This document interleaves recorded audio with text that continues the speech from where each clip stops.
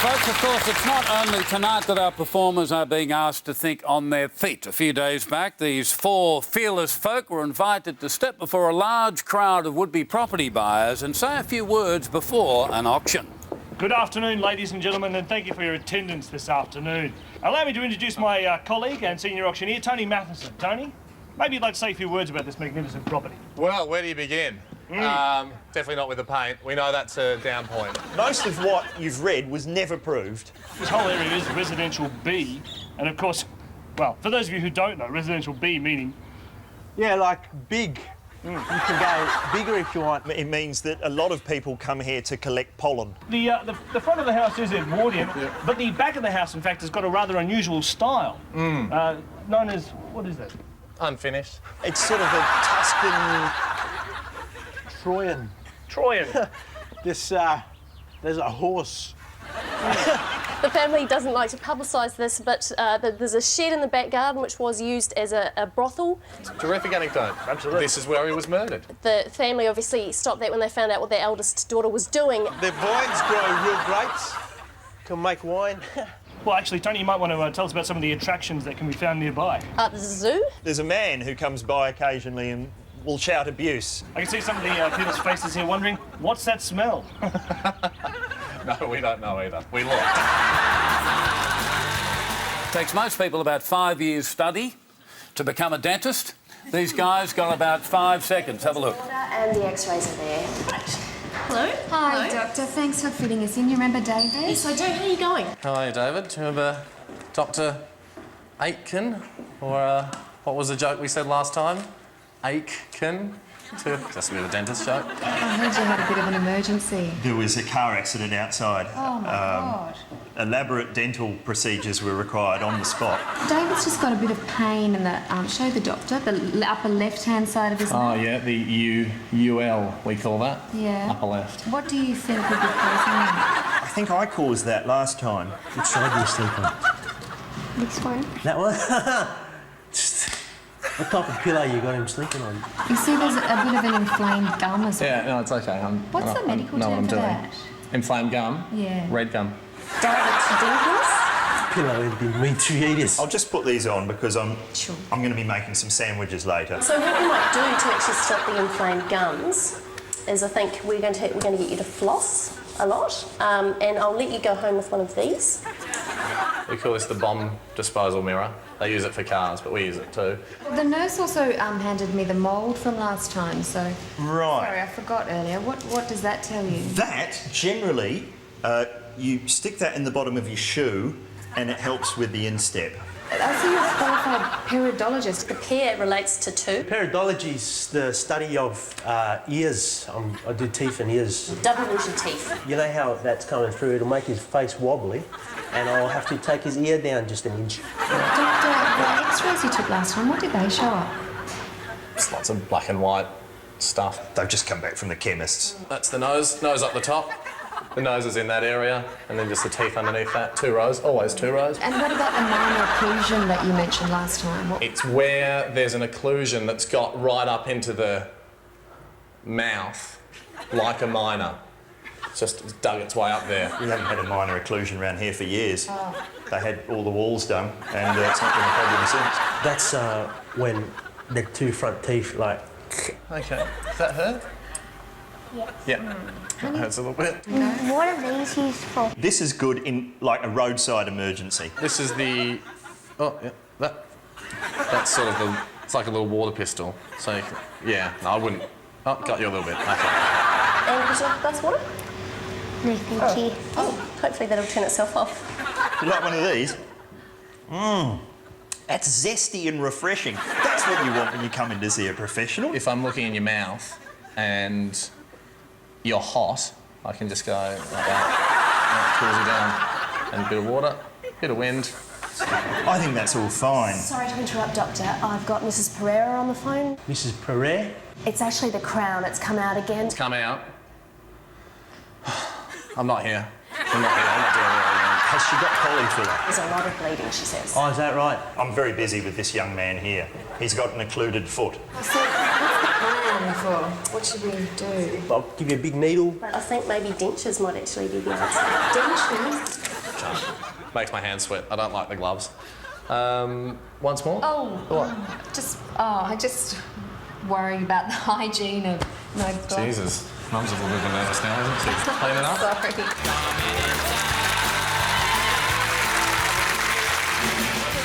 This week, we like to give our guests the opportunity to warm up for the show. A few days back, they each found themselves filling in as the owner of a chain of nursing homes who just happened to find themselves interviewed on a show not dissimilar to Four Corners. You don't employ any medical staff. Who looks after the healthcare needs of your residents? We adopt a DIY policy here. But why are they woken at dawn every morning? We feel the morning's the best time to get up. You then have a roll call. Why's that? Well, we like to familiarise ourselves with their names and barcodes. Overcrowded, dirty, Yes. poorly run. How do you respond to these accusations? I'm, well, usually I affect a surprise look and a cross. With your assisted living wing, it's a series of caravans. Well, it sort of gives the people staying here that kind of feeling that, they're on holiday. Sometimes we go out and sort of shake the caravan a little bit, woohoo, we're on the road. Your brochure refers to the home being set in botanical parklands. That's right. Where's the park? Park is maybe not the best word for it, but it's a set of bushes that they can feel free to frolic in and fall over if they want. That's all. 24-hour security. What does that involve? 24 hours. Over the year. So we had one a couple of months back and we'll have another hour next week, next Thursday, I think. Is it normal for elderly residents to share bunk beds?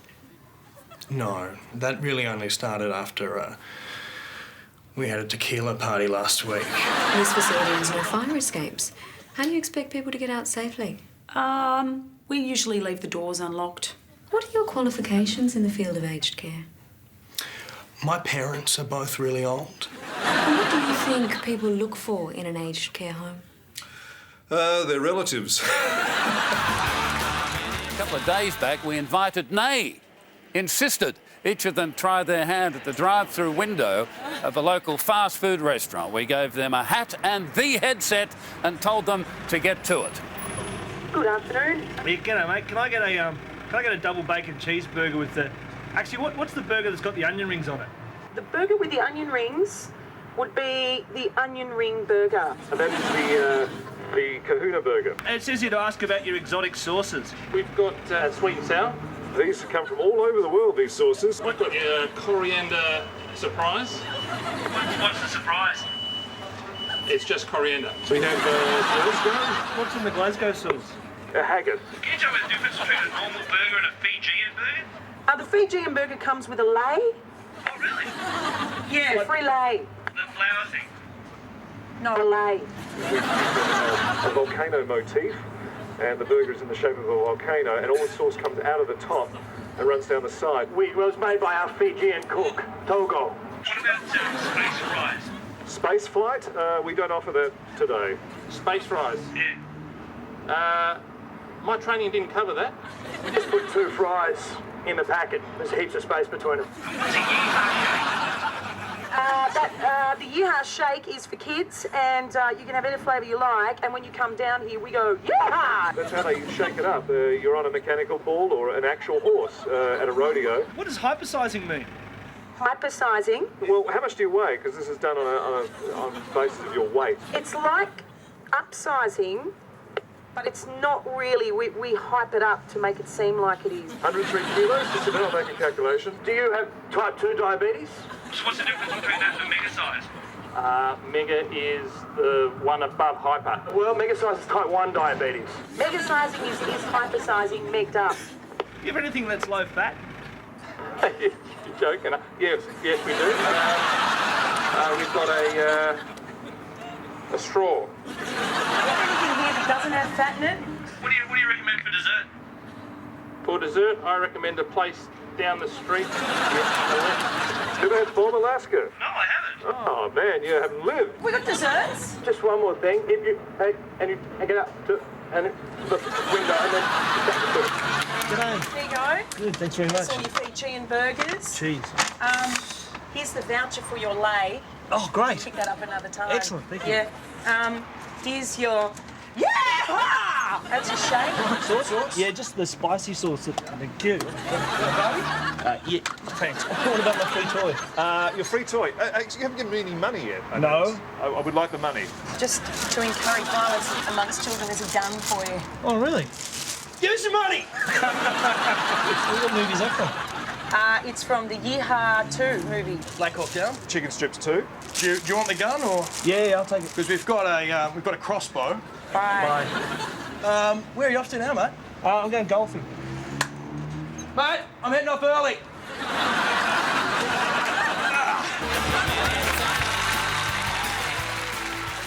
Our fabulous four performers tonight are no doubt familiar with the world of unemployment, so we thought it would be a walk in the park for them to visit their local Centrelink office. How long is it since you were last in permanent paid employment? It was a leap year.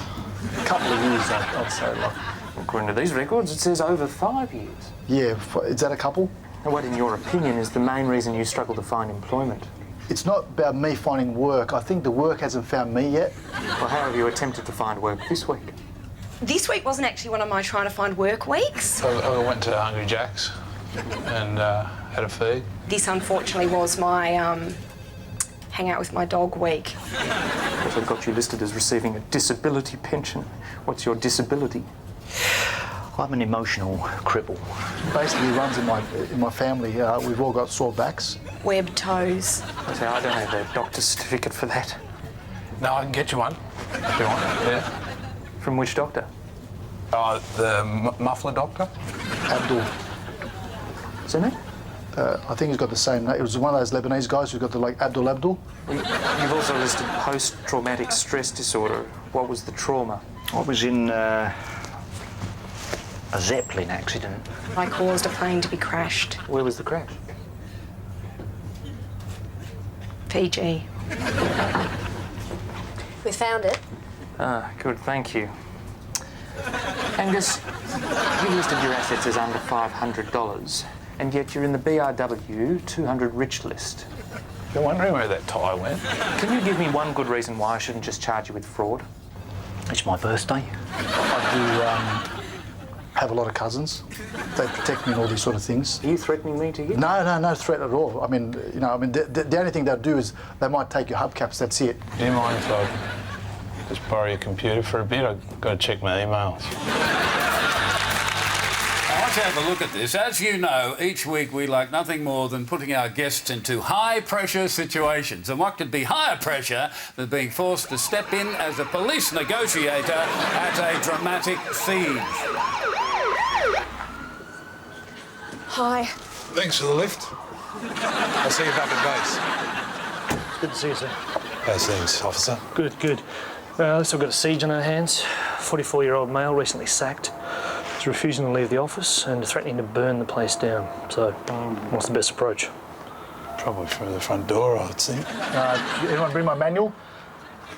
My manual on how to deal with this? Why was he sacked? Not sure. Something about not filling out the right forms or reports. I don't know. We're getting gibberish at the moment. Well, I think we need to know, don't we? Yeah. I mean, if it's not the right forms, then maybe we can do something about that. How you going, guys? Looking forward to the touch footy match this weekend? You're a psychiatrist. I mean, what's he thinking right now? He's thinking, can I get these forms? I would imagine. If it's forms, we don't know if it's forms. If it's forms, let's get the forms. I'm sick of saying forms. How many times have I got to say forms before someone gets some forms around here? His psychological profile says he's showing signs of Copenhagen syndrome. Copenhagen syndrome. Yeah, what's that? Oh, okay. Oh yes, yeah. That was chapter 3. Very good. Well, that's very similar to Helsinki syndrome, isn't it? Before we move the position, do you want to say a few words to the boys? Yes. Let's hope the training paid off, yeah? I mean, we had a bit of a laugh, didn't we, at the time? It was all a big laugh. Too many laughs, I said. Do not overrule anything I say. I'm in charge now. You asked for the tactical intervention squad. What will they be doing? They'll be working out the tactics. From memory, from the movies, I think they have to go on top of buildings. I'd like a couple up in these trees. Is that all right if I... Yeah, sure. Thanks. Let's do it. Now, is it? Yeah. I've got a police negotiator here. He wants to have a word to you. Hello, Kevin. How are you? How you going, Kevin? What's going on, mate? Pump action. I'm not coming out. Well, you're already halfway out. Why not take that extra step, mate? That's all it takes. Thanks very much. Kevin, what are your demands, Kevin? I'm not coming out. Yep, good answer, but what are your demands? Kevin, the sirens annoying you? You don't care about me. Of course I care. I could be at home watching the soccer now, couldn't I? Can we just get these sirens off? I'm getting a bit of a headache. Maybe try and tell him how you and he aren't so different. Get him that side. Kevin is my middle name. We've got Mrs. Hudson here as his wife. Hello. And, Mrs. Hudson. What's this outfit? What do you think? Of course he's upset. He's coming home to this. This is bleak. What's his favourite food? Lasagna. Lasagna. Okay, that's great. Tell him we've got lasagna here. What should I actually say? Look, ask him how his day at work. No, don't ask him about his day at work. That's a ridiculous idea. There's a woman here who claims that she's your wife. We've got the lasagna. Yeah, got spaghetti. Oh. Is that all right? Kevin, we don't have any lasagna, but we've got spaghetti, like, is that close enough? What's a bet he's leaning on a door frame right now? Yeah, I've seen his type before. Paul is telling me you love your meatballs. Come on, mate, you do. Tell him.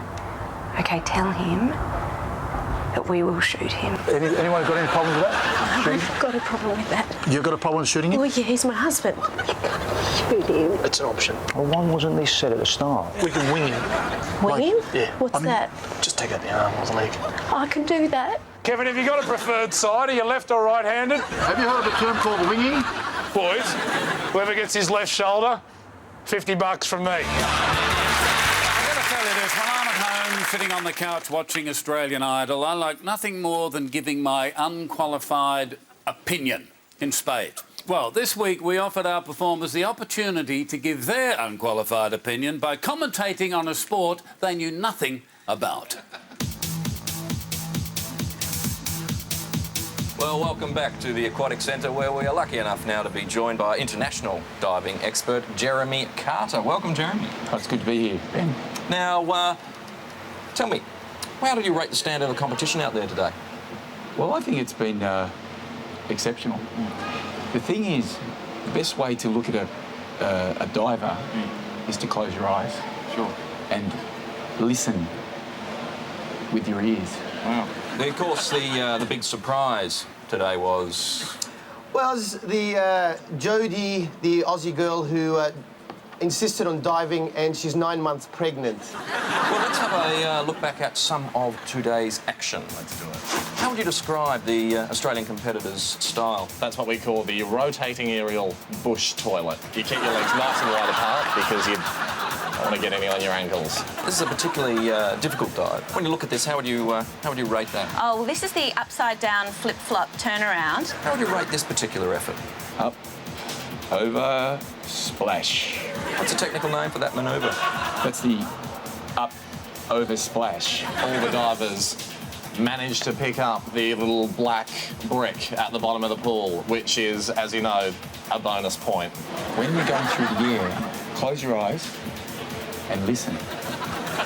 How would you rate that effort? I would rate it absolutely brilliant because look how she comes out of the water. The last time we had a German contender, she never appeared again. Let's take a look at this. How do you learn something like this? I have to tell you, it's very difficult. My coach started me on the toilet. Well, we are lucky enough now to be joined by someone who you, Jeremy, are very familiar with. Well, yes, I am. Hello, Paula. How are you? Good, thank you. Oh, Charmaine. Oh, sorry, I'm thinking of your sister. Well, I know that you yourself, Jeremy, have lots of questions you'd like to ask. Charmaine, Yes. fire away. Yes. Why did you not answer my call last Saturday night? Beijing is only 2 years away. Yeah. What is the We're one... going to give Beijing a ring, ring, ring. What's the one piece of advice you would give her? Well, don't compete against the Chinese because you'll lose. And the only advice to Charmaine is something I said earlier, Ben, that is... As a father? No, not as a father. As her... Yeah, as her father. Well, I've said this since she was young. Listen with your eyes.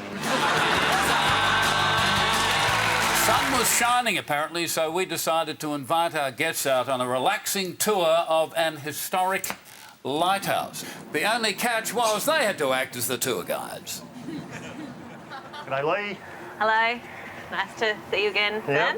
Welcome to your short tour of the historic Lighthouse precinct. I'd like to introduce you to your guide, Lee Brown, or as Lee jokingly likes to call herself, Brown girl. Lee would like to say a few introductory words, so I'll leave you in his safe hands. Okay, welcome to the sacred lighthouse. Why sacred, I hear you ask? We don't know. When did they actually build the lighthouse? 1790 it was built. 2 years ago. But this statue says 1855. 1855, yes, because that was all the numbers they had. That large ball at the top. Yes. What was that for? That was just to hold that bit at the top. See, because the bit at the top, they used to put it in and it used to fall all the time. If this area floods, that's the escape vessel. I thought it was something to do so that ships could set their chronometers. Yeah, it's a myth. An old sea tale. Do you want my job? Is that what you're trying to say? No, I'm just wondering what the significance of the anchor is there. There's no significance, really. They just wanted to put something in front of it to make it look authentic.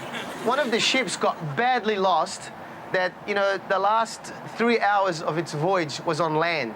Can we have a look inside? Yeah, no, absolutely. That's $5. It is my lunchtime, but that's okay.